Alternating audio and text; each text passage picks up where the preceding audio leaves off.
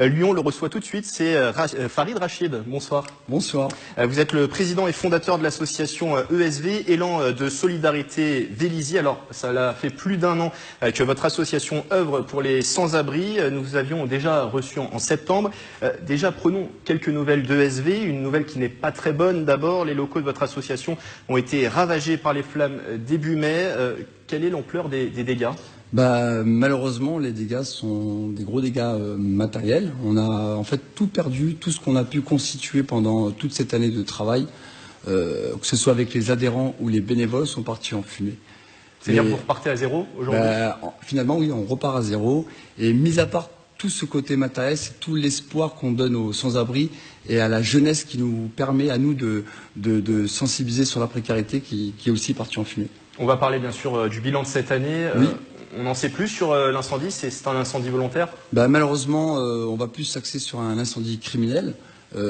Actuellement, l'enquête est en cours et l'OPJ puis le commissariat de Versailles fait tout pour retrouver les auteurs de ce crime odieux en fait. Vous l'avez dit, presque ou tout est parti dans cet incendie. Est-ce que ça met un coup au moral ou au contraire ça renforce dans son idée d'agir pour les sans-abri ?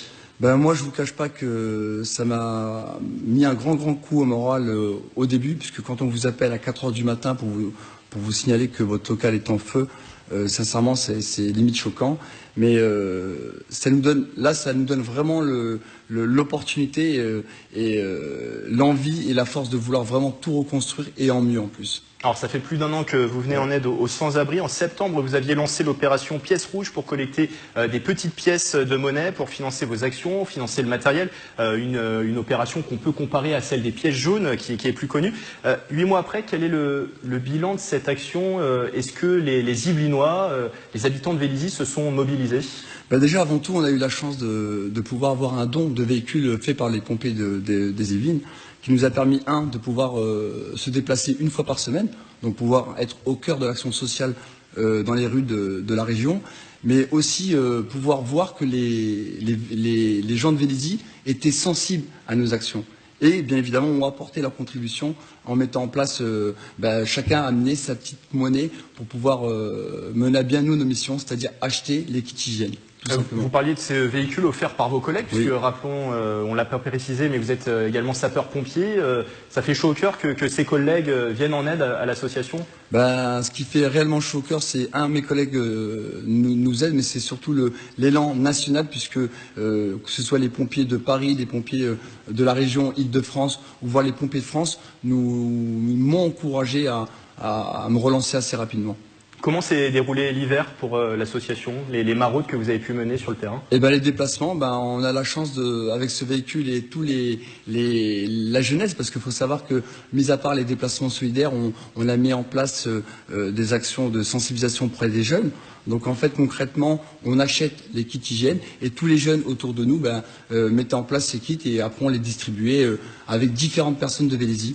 Voilà. Vous avez été soutenu par la ville de Vélizy, les pompiers, on l'a dit, plus récemment également le magasin Auchan de Vélizy 2 qui a également apporté sa pierre à l'édifice. À ma grande surprise, le mal causé par cet incendie a montré que beaucoup de personnes étaient solidaires, notamment, on va revenir sur le centre commercial Vélizy 2, le directeur d'Auchan, la direction des pompiers, beaucoup d'entrepreneurs aussi ont proposé leurs services pour nous reconstruire. Donc pour moi, c'est tout simplement une force supplémentaire pour pouvoir rebondir amplement. Et pour rebondir, justement, vous avez besoin de quoi aujourd'hui ? Quels sont les dons que l'on peut faire à l'association ? Au début, il y a plusieurs étapes. La première étape, c'est l'étape des assurances. En fait, ils vont mettre en place les pertes occasionnées par cet incendie.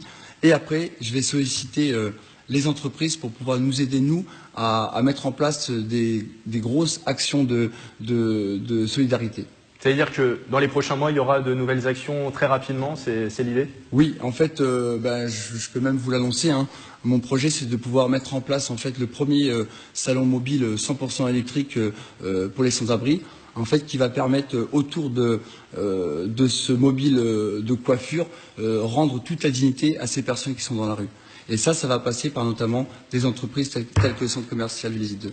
Et on précise que pour venir en aide à l'association, pour obtenir plus d'informations, peut-être devenir bénévole aussi, vous pouvez vous rendre sur la page Facebook Élan de Solidarité Vélizy qui s'affiche en bas de l'écran. Merci Rachid Farid d'avoir été avec nous, président et fondateur de cette association ESV Élan de Solidarité Vélizy.